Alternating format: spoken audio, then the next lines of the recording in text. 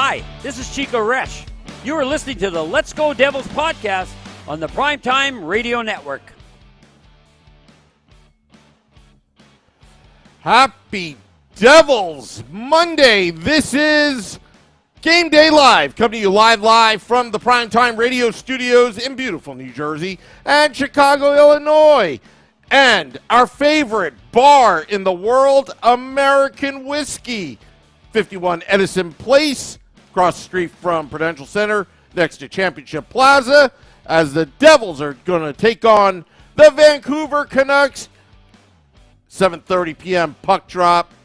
Streaming live on Facebook Live, YouTube Live, Twitter Live, and Twitch on the Let's Go Devils Network. I'm your host, Sam Wu. Vinnie Parise, how are you, my friend? It's been a while. It has been a while. I missed that last game against the Dallas Stars before the break, an outstanding overtime victory. Oh, I forgot you hate the Dallas Stars. Yeah, I hate the Dallas Stars. I actually have no problem with the Dallas Stars. I used to enjoy them a lot more when I was younger. I remember when Sagan and Ben were first getting hot, I was like really, really into the Stars when they weren't playing the Devils, of course. But I've missed this. I'm not going to lie, Sam. The Devils, they didn't make me wish the break was coming this year. Last year when the break came out, I was like, oh, don't got to talk about that nightmare for a whole week. That's awesome. Now it's like, we got things to accomplish in the second half here, Sam. We got a guy on pace for 50 goals. The same dude's on pace for 100 points. We have a playoff berth to clinch. This is a big second half, and I cannot wait to get it started here tonight against the Vancouver Canucks. Well, and you know what? The Vancouver Canucks have had some changes. Number one, Rick Tocchet. Rick Tocchet is the coach, and this is what the Devils are going to do to the Vancouver Canucks. You're gonna break their backs tonight. You don't want them to even get close to Jack Hughes after what happened the other day with Brady Tkachuk. But anyway, we'll talk about that a little bit later. Also, Bo Horvat being shipped out to Long Island, then signing the 8-year big contract, 8.5 AAV. That's a huge contract. May reset the market a little bit, which I don't know if that favors the New Jersey Devils or not. But what are your thoughts on that? I think the trade favors the Devils because if let's say Meyer and Horvat are similar, or whoever the Devils trade Target and Horvat are similar. You give up a first, a pretty good prospect, and one player off your roster. I think I would do that. If it were Alexander Holtz, Fabian Zetterlund, and a first for Meyer, I would absolutely do that. I think that's an equivalent trade. Yeah. So I do think the trade resets the market for pretty good players, and the thing is, there are a lot of good players on the market this year, like more than usual. Obviously, Timo Meyer. We saw Bo Horvat already get traded. Jonathan Taves, Patrick Kane, Max Domi.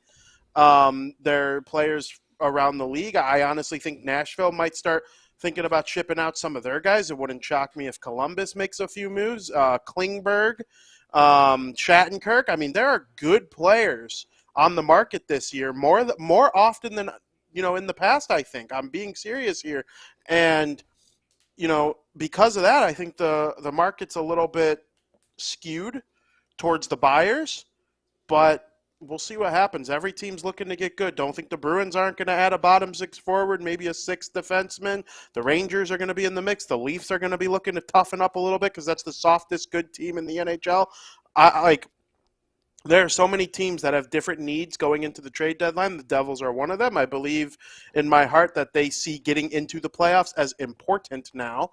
They're to the point where if you're 50 games in, 9 points into a playoffs berth, I think it might be even more. I don't know the exact number. They're close to double-digit lead on a playoff berth, and all the teams on the bubble are struggling except Buffalo. You have to get in. You can't go into next year after a collapse like that. So it wouldn't shock me at all if the Devils do something to be like, hey, making the playoffs is important here. We'd like to go on a run. We know 2023, 2024, those are way more important than this year, I think, because that sets up like long-term success. This is the first year, but I think they're going to be active in the Bo Horvat deal, even the contract, 8.5 for 8. That's a lot of money. Lou Lamoriello said it himself. It's too many years and for too much money. I was stunned to hear him say that. But, that's the market now. Guys like that are getting $8 million. The McDavids, the Matthews, the McKinnon, those guys are getting double digits, right? Bo Horvat's a tick below. He gets 8.5. Jesper Bratt, tick below. Timo Meier, a tick below. Those guys are getting 8.5, $9 million. We'll see what happens with their guys. Yeah, and we talked about it a lot on the Let's Go Devils podcast Sunday edition. Scotty bringing up, okay, what about Larkin out of Detroit? Could that be a possibility? Knowing that Timo Meier, the bidding war may command big dollars, but at the same time, Larkin's no slouch either. Would you consider him, even though the Devils really have a glut of centermen? Yeah, Dylan Larkin's proven he can play wing. I will be stunned if Detroit trades him, and I'll tell you why. They're not going to make the playoffs, I don't think. They're a year premature. I thought they were 2 years premature last year. I think they're a year premature this year. They're going to be a problem. Steve Yzerman has built a dynasty already. I believe he can do it again. He's got a lot of good pieces there. Mo Sider's outstanding. Lucas Raymond is very good. I love Tyler Bertuzzi. They got good players there, and they turn gems into, or they turn, a needle in a haystack type of thing. And I would keep my captain if I was in that position. If I was so close, I would keep my captain. And Dylan Larkin, listen to this. This is the weirdest thing ever. Dylan Larkin is Michigan born and raised. He played for the United States National Development Program. Where are they located? You guessed it, Michigan. Where did he go to college? He was a University of Michigan Wolverine. Who drafted him? The Detroit Red Wings, who play in the Little Caesars Arena, Joe Louis Arena of Detroit, Michigan. He has played nowhere else in his entire life. He's called nowhere else home, and I think that is incredibly unique. Most players don't even come close to doing that kind of thing. And, I mean, Sam, that would be like a kid growing up in Denville, New Jersey, going to Rutgers, playing college there, hockey there, getting drafted by the Devils, and then playing for the Devils for the first 8 years of his career. I mean, those types of things just don't happen. And I don't know if there's a better hockey school than Rutgers. I mean, Rutgers, do they even have a hockey team? I just made that up they in my do. head. They do. We used to play them back in the day. Penn State, yeah. Well, State. Okay. at least on the club level, I remember. Yeah. Yeah.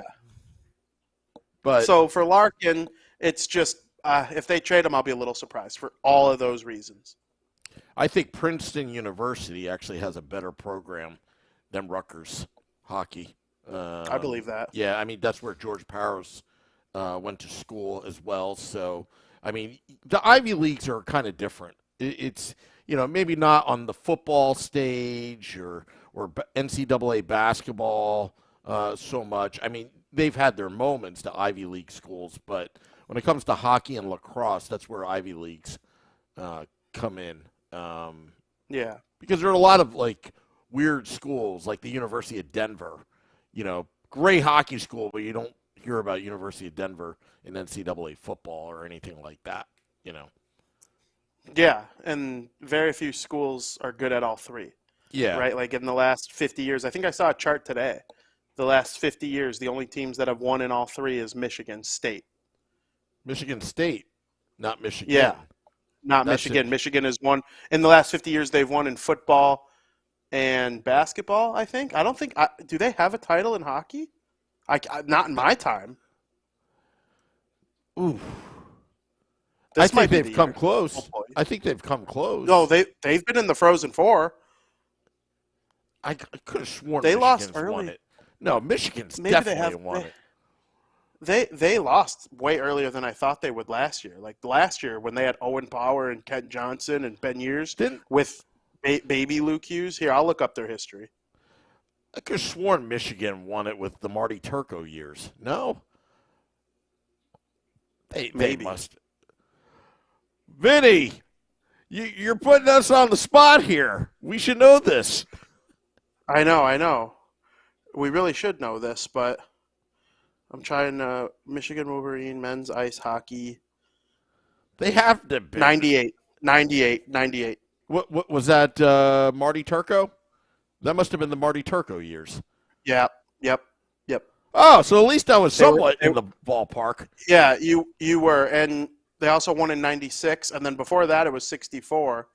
They were runners-up in 2011, though, so they haven't even been close since Lately. 2011, and that was the one time. So hopefully, I'm rooting for them this year. Oh, it's hard for me to root for them. But Jim Dowd's I kid know. is playing for Penn State University. So, maybe there's some hope there. I see people waving in the crowd. I'll wave a crab leg. How's that? How about I'll wave a crab leg right to them and be like, yeah, Hello. we're gonna be like a bunch of Neanderthals, people. Second half, I'm telling you. But all right, so what do you make of this? Because they're talking a little bit of Jesper Bratt in the YouTube Live, but what do you make of this about Timo Meier, Jesper Bratt, the gang in Mexico? Are you going to make a lot out of it? Nope. I'm not, and I will tell you why. I didn't even tweet about it one time, and I love to tweet. So if I don't tweet about something, that's how you know I don't care. NHL players who are rich and they like to go hang out, on the beach when they have free time, they do. And Hischier and Meyer are both Swiss. How many Swiss players are in the NHL? The best one is Roman Josi. Okay. He was in the All-Star game. Was he Nashville's rep? Or no, UC Saros was their representative. Still, like there aren't very many. So these guys link up when they can. They're close enough. Hey, let's go for a weekend in so and so. And yeah, Jesper Bratt and Tomas Tatar. There was a bunch of European NHL players hanging out with each other during their break, and listen. Does that mean they're friends and they all like each other and they would have good team chemistry, more than maybe just some random player traded over? Yes, that is nice to think about.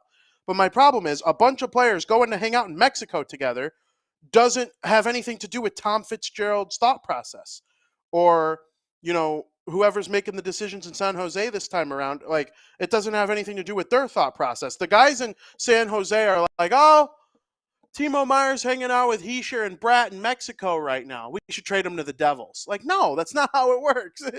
It's all about who is going to, make their team better. Who's going to make the best possible trade. So that's where I stand on that. Sam, I think you're muted. Sam really is acting like a Neanderthal with those crab legs. Yeah. Sorry, we're trying to engage with our fans with crab legs. We got to tell American Whiskey to have crab legs anytime Vancouver's in town. Yeah, that would be nice. I mean, it's funny because the Devils come back during Super Bowl week with the brothers matchup, Quinn Hughes and Luke Hughes, and for the first time ever, two brothers are going to show up or play each other against each other in the Super Bowl. So, a little Devils Super Bowl connection there for you. Speaking of which, football, John Marino is back in the mix with the New Jersey Devils. Off of IR. Were you tweeting about that, Vinny? I did tweet about that. I think it's great for the Devils. That I do care about because that impacts the team right now. John Marino had an outstanding first half of the season before he got injured. There were a couple games here and there where, he's not perfect. There's a reason he's not a number 1 or a number 2, but he's a really, really good number 4. And he makes the Devils so much better. Did Ty Smith have a higher ceiling at one point than John Marino? Yeah, perhaps. But, Marino's floor is so much higher than Ty Smith's. So I think it's just a wonderful trade. I kind of like how the Devils have embraced the whole Johnny Hockey thing with him. Like, that's who they're calling Johnny Hockey because Goudreau spurned them to go play for the Blue Jackets, and now they're in last place. Devils are close to first.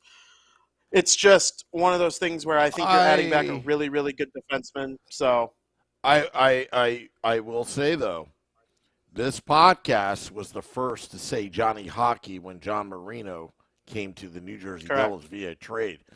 So it's not the first time the Devils have copied this podcast, like Sharon Golovich. That was all Beer Baron. Yeah. Way back when. Credit where credit's due. Yeah. Credit where credit's due. We appreciate the Devils for watching, of Yep. course. But, Marino, you'll do Siegenthaler, Hamilton, right? Graves with Marino, and then Severson with pick your favorite. There are a couple really good options there. Ball has seen time.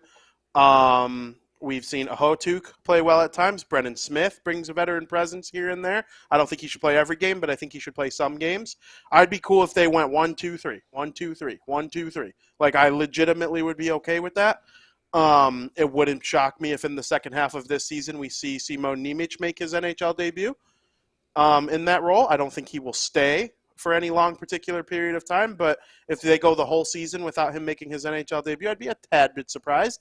Luke Hughes is on his way. Whenever Michigan is done, I assume he'll sign his pro contract. Whether or not that is him playing for the Utica Comets or the New Jersey Devils is TBD. I'm sure where they land in the playoff race will have something to do with that as well. But, hey, the defense is in better shape than it's been in a long time, and with good goaltending backing it up, it's all good. Yeah. And, well, that Jack Hughes in the All-Star game, I wasn't too thrilled about the skills competition at all. Everything okay, Vinny? Yeah. Oh, okay. All right. I see a smile. Sounds like something's going on over there. I am so excited. Tonight's a big night. I'm just really excited about hockey being back, and I got a big smile on my face. So do the people at American Whiskey tonight. It's odd. Of course. It's a Monday night. We got Peyton, Alejandra behind the bar. All sorts of things going on. By the way, let's see. Felix says, was at American Whiskey earlier sitting next to the whole Hughes family. That is awesome. Here at American Whiskey, the whole Hughes family. Woo! You see that? Yep. Give her some crab cool. legs. Yep. I'm not that surprised, though. Yeah. You always told me about how close it was to the Prudential Center and stuff. When I was there, I saw you'd be kind of a fool not to go to American Whiskey before the Devils game. I mean, it is literally right there. I've been to a bunch of rinks around the NHL. Madison Square Garden has a couple pizza places, right? But they're the American Whiskey is a little bit further down. It's a nice walk. Chicago, you have to take a half-mile walk to the nearest bar from the United Center. Detroit, same thing, at least a half-mile from the Little Caesars Arena to the closest, good bar. American Whiskey outside of the Prudential Center the way it is a luxury that Devils fans should not take for granted. It's good to hear the Hughes family is not. Yeah. And you know what? I'm sure that they're big fans of the Let's Go Devils podcast. I have no proof of that, but they may be. Maybe that's how they heard about American Whiskey. You never know. I mean, I would bet that they would like the Let's Go Devils podcast because all we do is talk highly about their middle son and their youngest son. And some of us even clamor for their oldest son to be a Devil one day. He was the hottest defenseman offensively in the NHL going into the break. He has 16 points in his last 14 games, does Quentin Hughes. So playing against each other tonight always brings good memories, I'm sure, for the whole family. But glad they checked out American Whiskey for a while. Yeah, absolutely. And American Whiskey, February 25th, the $500,000 party that we're throwing. So far, Arlette has confirmed we're bringing our DJ Shelley. Will be spinning the records behind the scenes so you guys don't have to listen to my iPod from 2006, is what Beer Baron says. So Beer Baron was actually at American Whiskey. I don't know if nobody knows who he is. He's now and company, or what's the other thing they call him? I forgot. Anyway. Inside joke. All right, so let's talk about predictions. Predictions. Predictions. Devils against the Canucks. Has Quentin Hughes scored a goal when Jack's on the bench or the ice? I don't think he has. And Jack's first NHL goal was scored against Vancouver with Quinn killing the penalty that was taken by Vancouver. It was a power play goal assisted by Hall and Vatanen. I will never forget it. Jack Hughes from Hall and Vatanen, first career NHL goal against Vancouver Canucks. I think they're both going to score tonight, make Ellen proud. But I think the Devils are going to take the final score 4-2. Excellent. You say 4-2. I think the Devils are well rested, maybe a little rusty. JP says 4-2 Devils. Ramona says 5-1 Devils. You know what? Without Bo Horvat and all that kind of jazz, I'm going to say 6-2 Devils. 6. They're going to put up 6 goals. The Devils are going to be Neanderthals. Vancouver isn't good, so they were cold going into the break. They fired their coach. I believe this is their first or second game since trading Bo Horvat. This is certainly Anthony Beauvillier's first game with the Vancouver Canucks. I don't believe Aatu Räty's playing with them yet, but I could be wrong on that. I don't think he is, though. He's only played 12 NHL games with the Islanders. He was their number 1 prospect. But it's a new-look Vancouver Canucks team. There's no doubt about it. Whenever you trade your captain, we remember it with Andy Green. And Andy Green wasn't, as much of an impact player for the Devils as Bo Horvat was for the Vancouver Canucks there at the end. He was a long time ago. But at the time of Andy Green being traded, he was their 6th defenseman. Probably was better off being their 7th defenseman. But when you trade your captain, it's an entire new look for your franchise. So this is the new Vancouver Canucks. We'll see what they're like. Elias Pettersson is wonderful. Okay, him and Hischier were 4 selections apart. They are 2 very good players. Both teams are extremely happy with how the 2017 draft went for them in the first round that year. So he's a wonderful player that the Devils have to watch out for. Brock Besser's capable of scoring some goals. We know what Quinn Hughes can do. We'll see. I'm interested to see how this Canucks team plays almost as much as I am the Devils. I'm a Devils fan, so I'm rooting for them. But the Canucks have been the story for the last week or two. Yeah, they have been, and they'll continue to be with all the changes that they've had. And we shall see what Tom Fitzgerald does. But, yeah, we just want to thank all those listening, watching on YouTube Live, Facebook Live, Twitter Live, and Twitch. And we see Peyton on the camera. But just go to American Whiskey, 51 Edison Place in beautiful downtown Newark, New Jersey, across the street from Prudential Center next to Championship Plaza. Even the Hughes family knows where it's at to pregame and postgame. Don't forget, Devils After Dark, after the game, Scotty, a Sirius XM Liquid Metal, and I will recap the game that was. That's what's going to happen at American Whiskey. Vinnie, any final thoughts? Yes, I hope everybody enjoys the game tonight against the Canucks. It's the Hughes brothers. Very excited to get back into the swing of things. We got a playoff berth to clinch, so let's go enjoy a great final 30 games. I hope everybody has as much fun as we do. Yeah, absolutely. And I'm glad to be back, Vinnie, doing this. I was bored for about 10 days. I was about to get myself in trouble at one point, but it's okay. Absolutely. It's okay. It's all right. All right, folks. Could there be a football call? Who knows, but there's definitely going to be crab legs after the game. Enjoyed, everybody. Devils Canucks. Till next time, let's go Devils.